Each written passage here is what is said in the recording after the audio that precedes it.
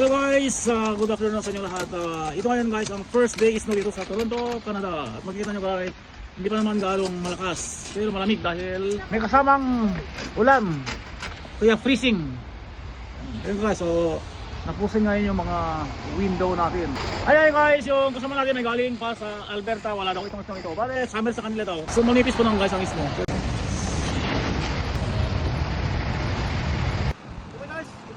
Sinadya natin, kahit nag-snow ay hindi pwede hindi tayo lalabas dahil naubusan tayo ng stock. So sobrang namin guys, pero naubusan tayo ng so kaya tayo ito. Gawin na tayo.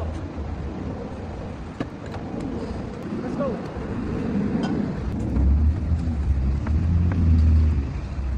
So guys, magpawin na tayo, nakabili tayo ng sadya nating biliin dito tayo pumunta sa LCBO.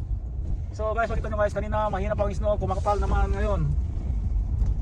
At saka nakaka-tamat lumabas pag ganito panahon. Masarap guys mag-drive pag madulas ang kalsada. So doble ingat lang. Kailangan natin i-4x4 para mas safe tayo.